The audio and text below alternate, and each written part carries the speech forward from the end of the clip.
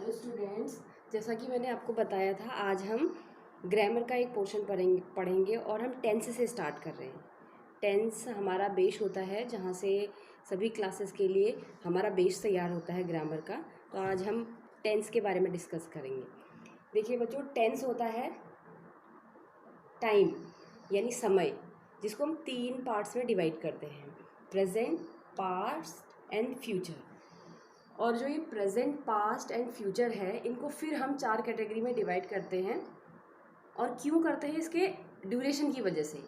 यानी प्रेजेंट में भी कई तरीके का प्रेजेंट होता है, जो अभी है, जो कंटिन्यू है, जो पूरा हो चुका है प्रेजेंट, या जो पूरा होके कब से चला आ रहा है। तो इसको हम अलग अलग पार्ट्स में डिवाइड करते हैं। जैसा पहला है indefinite, continuous, perfect and perfect continuous. ये लगभग सभी बच्चों ने सुना ही होगा। तो आज हम केवल इंडेफिनिट के बारे में डिस्कस करते हैं। ये सबसे पहला टेंस आता है प्रेजेंट टेंस का, इंडेफिनिट टेंस। तो प्रेजेंट इंडेफिनिट जो टेंस होता है, सबसे पहले तो ये बात आती है कि ये प्रेजेंट इंडेफिनिट टेंस हम यूज़ कहाँ पर करते हैं। ये प्रेजेंट इंडेफिनिट टेंस जो होता है, मेनली यहाँ पर यूज़ किया जाता है जब हम किसी हैबिट को दिखाते हैं, किसी पर्सन की हैबिट।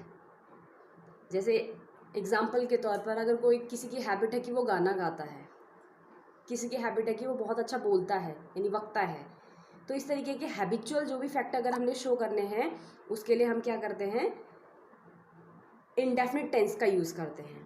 और इसी तरीके से दूसरा फैक्ट कि यूनिवर्सल ट्रूथ, जब कोई चीज़ यूनिवर्सल ट्रूथ होती है, सार्वभौमिक सत्य। यूनिवर्सल ट्रूथ का मतलब होता है सार्वभौमिक सत्य, मीन्स जिसको कोई नकार नहीं सकता। जैसे कि सूरज पूरब में निकलता है, ये एक यूनिवर्सल फैक्ट है, यूनिवर्सल ट्रूथ है, सच्चाई है। तो इसको हम प्रेजेंट इंडेफिनिट के अंतर्गत रखते हैं। अगला आता है कि अगर हम प्रेजेंट के अपने फीलिंग्स को बताना चाहें, जैसे कि मैं खाता हूँ, या मैं उसे पसंद करता हूँ, या मैं उसे नापसंद करता हूँ, इस तरीके की अगर हम इमोशनली अपनी फीलिंग्स को अगर अपने शो करना है, तो उसके लिए भी हम प्रेजेंट इंडेफिनिट टेंस को यूज़ करते हैं।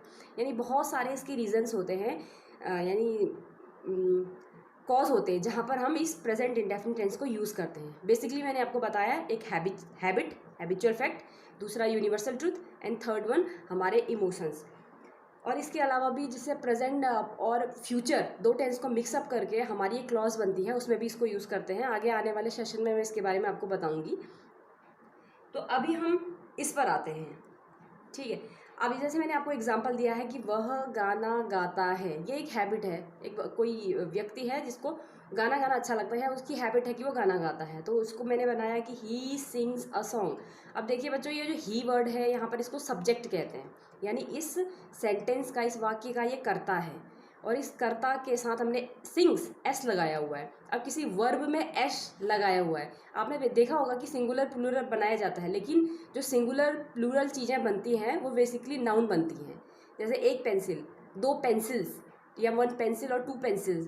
बट यहाँ पर मैं देखिए, इसको वर्ब में एस या एस लगाया है, इसका क्या रीज़न है? तो ये जो वर्ब में एस या ई एस लगता है, वही हमारा प्रेजेंट इंडेफिनिट टेंस को शो करता है। बनाने का ये तरीका है कि प्रेजेंट इंडेफिनिट टेंस को हम कैसे बनाते हैं। अब मैं इसका एक आपको बहुत इंपॉर्टेंट फैक्ट बताऊंगी कि यहाँ पर ये जो एस हमने यूज़ किया, इसका कैसे रीज़न होता है, यानी क्या कारण होता है। बहुत सारे बच्चे यहाँ पर कंफ्यूज हो जाते हैं। यहाँ पर देखो बच्चों, मैंने आपको समझाने के लिए एक तैयार किया है डायग्राम। अगर आपका सेंटेंस अफर्मेटिव है, अफर्मेटिव मीन्स सकारात्मक अगर आपका वाक्य है, तो हम उसमें एस या ई एस का यूज़ करते हैं, एस या ई एस लगाते हैं। और इसी तरीके से अगर नेगेटिव या इंट्रोगेटिव हमारा सेंटेंस है, तो हम डज लगाते हैं। अभी आप डू के तरफ मत जाइए, इसके बारे में मैं बाद में बताऊंगी। पहले इतना समझिए कि एस या ई एस और डज, ये तीनों चीज़ें कहाँ पर लगती हैं।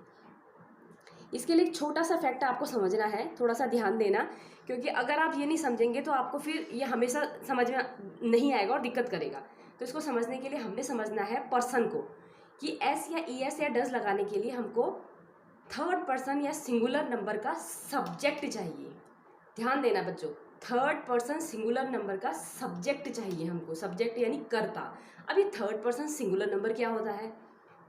देखिए, थर्ड पर्सन होते हैं हमारे pronoun, first person, second person, third person. यानी पर्सन या जो प्रोनाउन होते हैं वो 3 कैटेगरी में डिवाइड किए जाते हैं, first person, second person and third person. इसको समझने का एक आसान सा आपको मैं रास्ता बताती हूँ कि फर्स्ट पर्सन वो पर्सन होता है जो बोल रहा होता है, खुद बोलता है। अगर एक्चुअल लाइफ में देखा जाए तो एक पर्सन अगर बोलेगा तो अपने लिए 2 ही प्रोनाउन यूज़ करेगा, या तो आई कहेगा अपने आप को, अगर प्लूरल है तो वी कहेगा। इसी तरीके से सेकंड पर्सन अगर जिससे वो बात कर रहा होगा उसको हमेशा यू से यानी संबोधित करेगा, यूज़ के लिए यूज़ करेगा, चाहे वो सिंगुलर हो फिर वो चाहे प्लूरल हो, दोनों में ही यू रहेगा। थर्ड पर्सन, अब इन तीनों को छोड़ के जितने भी हमारे प्रोनाउन आते हैं वो सारे इस थर्ड पर्सन की कैटेगरी में आ जाते हैं। ठीक, यहाँ तक समझ में आ गया होगा कि फर्स्ट पर्सन क्या होता है, सेकंड पर्सन क्या होता है और थर्ड पर्सन क्या होता है। अब जो थर्ड पर्सन के अंतर्गत इन तीनों को छोड़ के जितने भी आए उनको हम क्या करते हैं, सिंगुलर एंड प्लूरल में डिवाइड कर देते हैं। फर्स्ट और सेकंड को भी करते हैं बट ये एक एक ही है, आई, वी, यू एंड यू, और लेकिन थर्ड पर्सन में ज़्यादा होते हैं, इसीलिए इनको सिंगुलर एंड प्लूरल 2 कैटेगरी दे रखी हैं। तो अब हमको केवल थर्ड पर्सन सिंगुलर चाहिए। देखो आपको आप समझ में आ रहा होगा, दोबारा से रिवर्स जाएंगे, ये थर्ड पर्सन है, इसके अंतर्गत सिर्फ प्लूरल नहीं चाहिए, केवल सिंगुलर चाहिए। थर्ड पर्सन में केवल सिंगुलर नंबर्स हमको चाहिए, जो थर्ड पर्सन यानी जो कर्ता यानी बोलने वाले और सुनने वाले के बीच में आता है। मैंने आपको बताया कि फर्स्ट पर्सन जो बोलने वाला अपने लिए आई वी यूज़ करता है, सुनने वाला यानी जिससे ये आई वी बात कर रहा है उसके लिए यू यूज़ करेगा। थर्ड पर्सन जिसके बारे में वो बात कर रहा है, जिस पर्सन या जिस फैक्ट के बारे में वो बात कर रहा है, चाहे वो सिंगुलर है चाहे प्लूरल है, वो थर्ड पर्सन के अंतर्गत आता है। तो जो सिंगुलर होगा वही हमको चाहिए, और उसके साथ हम डज का यूज करते हैं नेगेटिव और इंट्रोगेटिव में, और अफर्मेटिव में एस या ई एस का यूज़ करते हैं। ठीक, और ये एस और ई एस का भी एक छोटा सा फैक्ट होता है कि जहाँ जिस वर्ब के लास्ट में S, C H, double X, O इस तरीके के लेटर्स आते हैं तो वहाँ पर हम ई एस का यूज करते हैं, बाकी हम ऐसे ही लगाते हैं सिंपल सा। जैसे यहाँ पर देख रहे हैं जी लगा हुआ है तो एस लग गया। ठीक, जैसे बॉक्स हुआ तो बॉक्सेस हो जाता है ग्रामर में, तो उसी तरीके से यहाँ पर वही फॉर्मूला यहाँ पर भी लगता है, उसको भी मैं आगे किसी दिन बताऊंगी। तो आप अभी इतना समझिए कि ई एस लगाने के लिए S H, C H, X, O इस तरीके के अगर फिनिशिंग लेटर वाले वर्ब हमको मिलते हैं तो वहाँ पर लगाते हैं। और लगाते किस में है, जब हमारे पास कर्ता जो है थर्ड पर्सन सिंगुलर नंबर का हो। ये बच्चों मैं इतना इसलिए बता रही हूँ क्योंकि अगर मैं बोल देती आपको आसानी से कि प्लूरल के साथ एस आई एस नहीं लगता है, सिंगुलर के साथ लगता है, तो आप कहेंगे कि आई के साथ क्यों नहीं लगता है।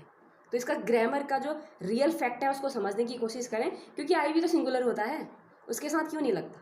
उसके साथ हम बिना एस आई एस का सेंटेंस यूज़ करते हैं, वर्ब यूज़ करते हैं, तो उसका रीज़न यही है क्योंकि वो फर्स्ट पर्सन है।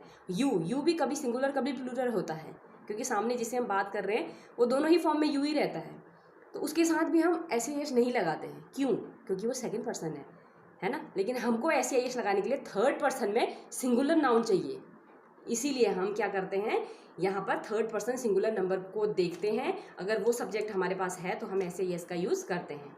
उम्मीद करती हूँ यहाँ तक समझ में आया होगा। अगर ये आपको समझ में आ गया एस या ई एस का फैक्ट, तो आप नेगेटिव बहुत आसानी से समझ जाएंगे। इसीलिए मैंने आपको बोला था डू को अभी छोड़ दीजिए, क्योंकि डज आपको अगर समझ में आ गया, ठीक, डज किसके साथ, थर्ड पर्सन सिंगुलर के नंबर के साथ, तो बाकी जितने भी बचे जिनके साथ एस या एस नहीं लगता है वहाँ पर हम नेगेटिव और इंट्रोगेटिव में डू का यूज़ करते हैं। ठीक, अब दूसरा एग्जांपल देखो, सूरज पूरब में निकलता है। ये क्या है, यूनिवर्सल फैक्ट है, इसीलिए यहाँ पर हमने प्रेजेंट इंडेफिनिट का यूज़ किया है। Sun rises in the east, यहाँ पर राइज के साथ एस लगा हुआ है केवल। ठीक, तो sun rises in the east, क्योंकि सन हमारा न फर्स्ट पर्सन में आ रहा है न सेकंड पर्सन में आ रहा है, थर्ड पर्सन में आएगा क्योंकि इसमें अनलिमिटेड होते हैं। ठीक है, क्योंकि यहाँ पर तो मैंने कुछ ही दिखा रखे हैं, ये अनलिमिटेड होते हैं और सिंगुलर है, इससे हमको पता चल रहा है कि ये यहाँ आएगा।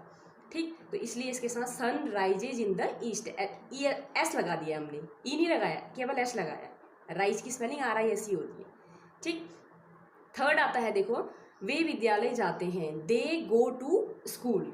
अब जो दे है, ध्यान दीजिएगा, यहाँ पर ये थर्ड पर्सन तो है बट ये प्लूरल है, थर्ड पर्सन तो है बट ये प्लूरल है, तो इसीलिए हम गो के साथ ई एस नहीं लगा रहे हैं, गोज नहीं बना रहे हैं इसको, केवल गो लिख रहे हैं। क्या लिखा हमने, दे गो to school.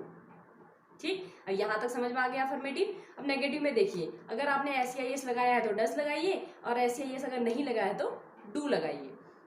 He sings a song, इसका नेगेटिव हो जाएगा he does not sing a song, क्योंकि यहाँ का एस यहाँ डज बन चुका है।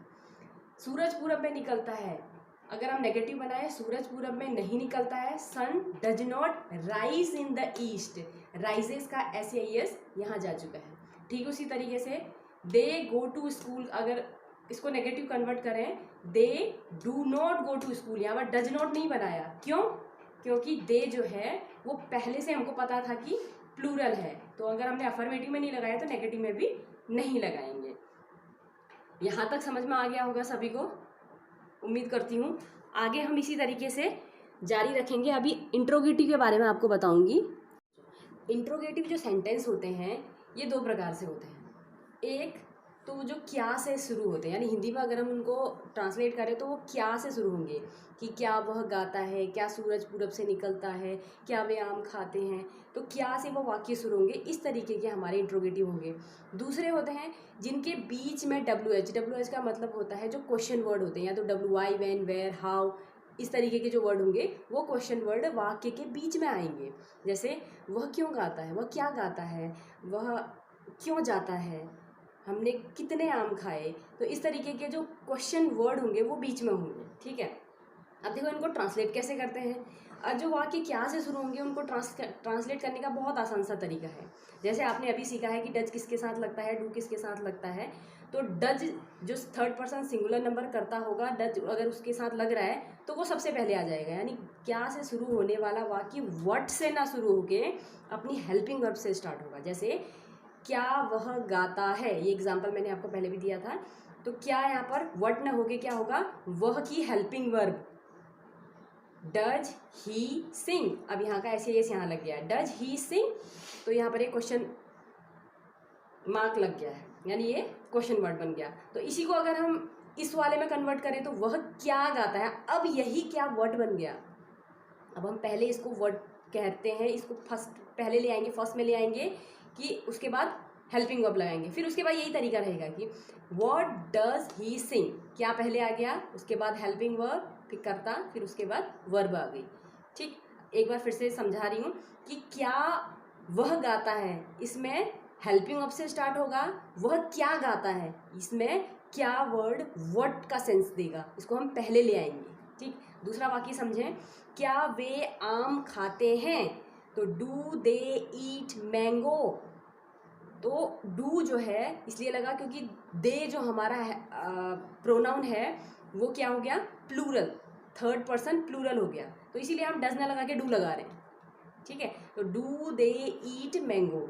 और इसी को अगर हम वे कितने आम खाते हैं, कितने को इंग्लिश में क्या कहते हैं, हाउ मैनी। तो हाउ मैनी जो क्वेश्चन वर्ड है वो हमेशा अपना नाउन लेता है, अपने साथ अपना नाउन भी लेता है, तो इसीलिए यहाँ पर हाउ मैनी मैंगोज। अभी आपको लगेगा कि इसका स्ट्रक्चर चेंज हो गया, स्ट्रक्चर नहीं चेंज हुआ बच्चों। यहाँ पर जो हाउ मैनी वर्ड है उसको अपने साथ उसका नाउन रखना जरूरी होता है, ये ग्रामेटिकल रूल्स होते हैं। तो हाउ मैनी मैंगोज, तो कितने आम का ट्रांसलेशन हो गया how many mangoes do they eat, तो फिर ये वही आ गया helping verb, subject and eat. तो इस तरीके से अफर्मेटिव सेंटेंस, नेगेटिव और इंट्रोगेटिव सेंटेंस हमारे कंप्लीट होते हैं।